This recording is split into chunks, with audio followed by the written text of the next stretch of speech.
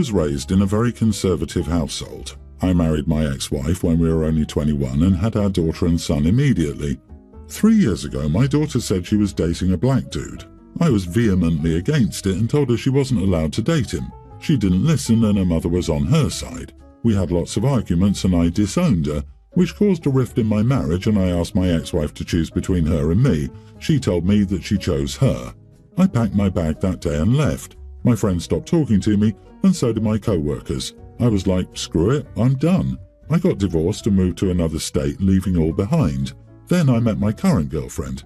She is Latina and she was my landlady. We didn't interact that much initially except for pleasantries, but with time we started interacting more. She learned about my cooking habits.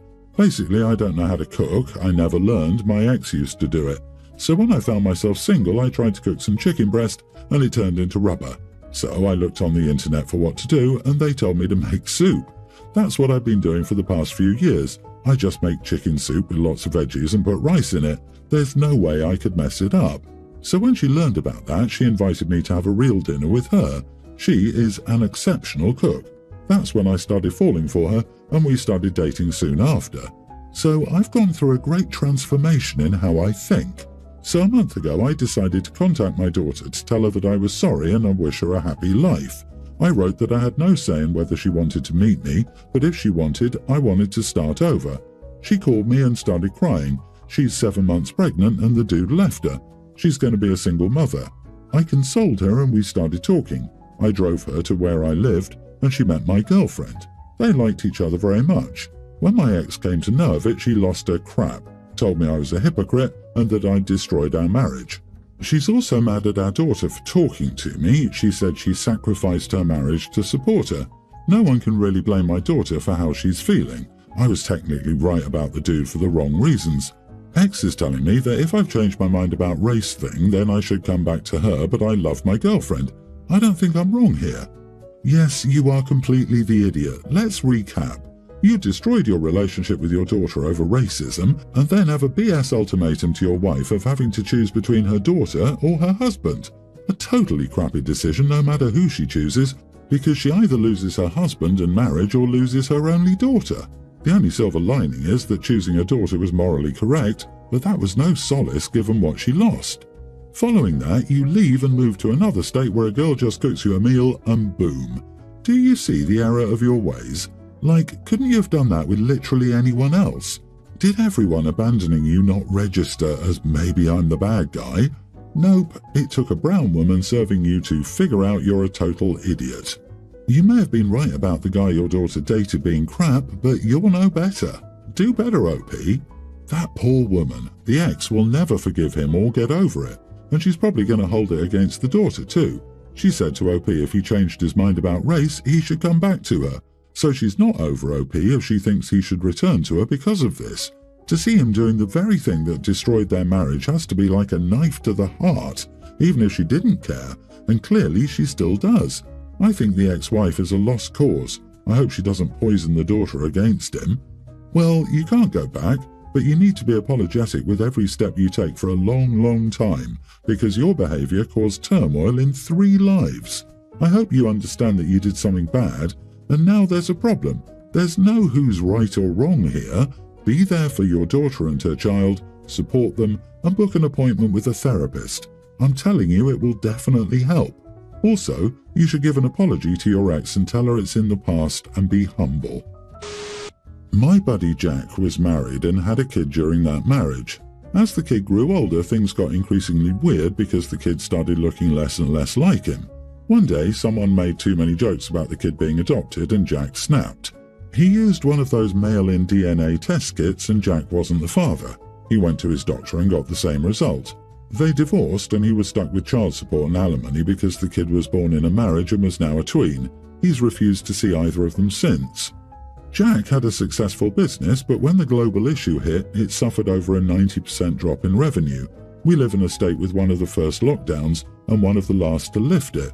Jack closed his business and had to sell everything, including his house, to pay off his debt and keep up with his child support and alimony until he eventually got the court to lower them. He talked me into buying and reopening his business when things got better. Jack helped me out of friendship and refused any payment. When we're almost back to pre-Panini revenue, he finally accepted an assistant manager position and we're rocking. I'm grateful to him for my success, so I cover him whenever we go out. As a result, he gets to go to places and do things beyond what his salary would allow him to do. The problem is, my fiancée has increasingly gotten mad over this situation. She accuses him of ducking his legal obligations and me of supporting him to do so. Things blew up recently when our friend group was planning for our Christmas vacation. Of course, I'm paying for Jack and we got into a big argument. She wants me to stop, but I don't want to, since even after covering him, my income is still several times what it was before he talked me into buying his business. She's threatened not to go and got several people on her side, so now I don't know what to do. Not the idiot, but bro, your relationship has an expiration date. You have very different values. You see your friend as someone who got lied to and screwed by his ex. She sees him as a deadbeat who abandoned his kid, and by paying for him, you support a deadbeat. You guys need to get on the same page about your values before you can move forward with marriage. Also, if you marry this woman, get a prenup. Excuse me, a guy raises a child for a decade and never sees the kid again? Even considering the backstory, that says something about his character. I would think your fiancé would have more of a problem with you hanging out with this guy at all versus what money you're spending on him. OP, you are the idiot. Are you building a future with your fiancé or Jack? Why not set a solid salary for Jack and not just cover his expenses whenever unexpectedly? Are your and your fiancé's finances joint or separate? Jack probably doesn't want a higher salary because it'll raise his child support. They're both trying to play the system to the child's detriment. He raised that kid for a decade. The court considers him the father because that's in the best interest of the child. It's damn bizarre that he went no contact with a kid he loved for so many years. He's deeply deficient as a person. So a woman who has an affair sticks her husband with child support for a kid that isn't his, he ends up paying for everything in the divorce, and you feel sorry for his ex and the kid. Would it be better if he just saw the kid and ranted and raved about how he's not his kid and he has to pay for it, etc.? It's better that he just leaves the whole thing because his resentment will always show through. With all the new technology available today, our laws need to change. I am a woman and I genuinely believe that. The antiquated law that because you're married, the kid is automatically yours is not fair to men. I, a teen male, lost my sister Birdie last year. Birdie was 20 when she died. She'd been diagnosed with cancer a year before her death. She knew she was dying, so she made a will for the very few things she had. It was mostly sentimental childhood stuff she had. Old stuffies, and she had a necklace that our dad bought her, stuff like that. It wasn't a lot, but she left it all to me. She also wrote a letter to me before she died. But anyway, I was the only person who got anything from Birdie. She left our grandparents, paternal, in charge of everything until I was 18 or until I was out of Mom's house. The problem with this is Mom has other kids. Birdie and I lost our dad when we were both kids. Mom remarried. Neither of us cared much for Mom's husband, and when Mom had more kids, we didn't feel the same about them as we did each other. Birdie was more vocal, while I didn't say anything. Mostly I didn't want to fight with Mom over it, and I didn't want to hurt anybody's feelings. But Birdie and Mom never really got along, and it was only worse after Dad died and then Mom remarried. The fact Birdie left nothing for our half-siblings and never even wrote them a goodbye letter bothers Mom, and it upset them because they wanted to know why she wrote to me and left me her stuff but not them. They wanted to read my letter, but I said no.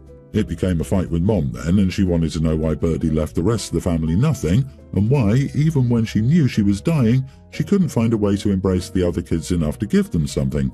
A small goodbye. I showed Mom the letter because Birdie wrote a lot about her feelings and mentioned things she and I discussed when Mom wasn't around. I knew the letter would be a lot. Birdie said clearly she never loved or cared about the other kids at all and wanted me to know that she didn't want them to have anything. But if I felt differently, and if I ended up loving them one day and wanted to give them something of hers, that she wouldn't be mad. Mom read the whole thing twice, if not 3 times, and then she asked me why I'd shown her the letter and what I wanted her to do. She was so mad she was shaking, and she told me I was never to show my half-siblings. I pointed out I'd said no to them reading it already. Nothing else was said that day, but then my mom told me I was cruel for rubbing my sister's words in her face, and she wanted me to know she might never be able to forgive me for it. She told me forgiveness would be off the table if I ever breathed a word of it to her other kids. Am I the idiot? Not the idiot, she asked and didn't like the answer. The answer wasn't yours, it was Birdie's, and in her own words. I'm sure it stung like heck, but she asked. It's not right or fair for her to be mad at you for giving her what she wanted. Birdie had the right to do with her stuff what she wanted. It would be best not to show the letter to the others. Ever. I would get copies and put the original letter somewhere safe until you can move into your own place in a few years. I'm just thinking, oh my Jesus, the mother sounds like she doesn't even care at all that her child died and is more concerned about what she left to her other children that her child never really was close to. What is seriously wrong with this world? The mother was a piece of work. Period. This lady consistently put all her other children's wants before the one dying. She's your classic, now that I have my do-over family, I don't give a crap about the starter kid's parent.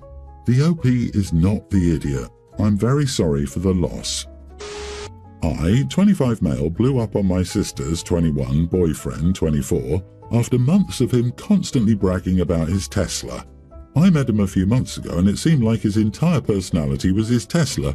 I would say stuff like, I have to stop at the gas station, and he would say, what's that? I haven't heard about it in years, or make stupid comments that would lead back to him owning a Tesla Model 3. I didn't mind it at first, but then it became to the point where he was always bringing it up every time in conversation, and everyone seemed annoyed by it. I'm pretty successful in my career, selling one of my businesses for around low 8 figures a year ago, and started investing in low-risk investments. I've been living a modest life, own a small 3-bedroom house, starting another business in pest control, and own a 2023 Civic Sport that I paid for in cash. One thing I can't stand is someone bragging or being flashy about money. Today, my brother and I were talking about buying a car, and he came in and insisted on buying a Tesla because it's the future of cars. He was bragging about the entire thing and trying to convince my brother that even with the high price, it's worth it. It didn't bother me until he said, don't end up like your brother buying a Honda Civic, they're trash. I blew up at that point, telling him that he didn't know what he was talking about. He wanted to look rich and pretend to be rich because he had a Tesla while living at his parents' house. I then proceeded to tell him that I had enough money to buy 10 of his Teslas in cash, and it's really not impressive, but rather makes him seem like a moron trying to brag about owning a Tesla. If you want to pretend to be rich, you should back the talk instead of leasing a Tesla. This made him upset and he left my parents' house immediately. Both my sister and parents were mad at me because he was trying to be helpful and they thought I was being rude and bragging about my money. So, am I the idiot for telling my sister's boyfriend nobody cares about his Tesla? Glad you've had success in your life. The Tesla guy is being a tremendous idiot. Calling him fake rich was an idiot move though. No class at all. I understand he was making you angry, but that's the kind of petty crap you should seek to avoid. I would try to make amends and explain why the constant Tesla fanboying annoyed you so much. Also, OP, my guy, you can't say, hate when people brag about their money, and then make the entire post a humble brag about how successful you are. You kind of are a giant hypocrite, and you are the idiot. I have a Tesla is poor bragging, but don't end up like OP is an attack. You can respond. You are not the idiot. In a normal situation, you would have just explained why you decided to go with the Honda despite being able to afford the Tesla, but I understand being fed up with this guy. I disagree. You both are insufferable. Ignore Tesla guy. Nobody cares about your financial situation. If you weren't insecure, you wouldn't have listed your assets and just been secure enough to realize this is just a nerd who lives at his mom's, whom you shouldn't compare yourself to. Everyone's the idiot here. He was being a pompous, self-important brat. You reacted immaturely. No one is looking good in this story. Have a little class and don't punch down. Update. I apologize for being an idiot to my parents and sister. I would also like to apologize to people. I didn't mean to come off as bragging. I spent 6 years building out a service-based business that ended up becoming very niche and sold that to a larger public company for a mixture of stock and cash. I didn't mean to be an idiot or outburst like that. This came after months of annoyance and disrespect. The boyfriend is a real estate agent and college educated and would often make jokes about being better than other people and then backtrack on them. He looks down on people who didn't go to college and have hard-working jobs. I will not be apologizing to the boyfriend due to the past few months. He's been making comments about how starting a pest control company is a stupid idea and always trying to give financial advice despite him not actually being qualified to give any advice. The attack didn't just come because of a Honda Civic, but because he told my brother it would be a bad financial decision to get anything other than a Tesla in today's economy. I won't apologize to him because he viewed me as another broke person in his life. I feel terrible for bragging and putting him in his place, but I don't regret it because he deserved it.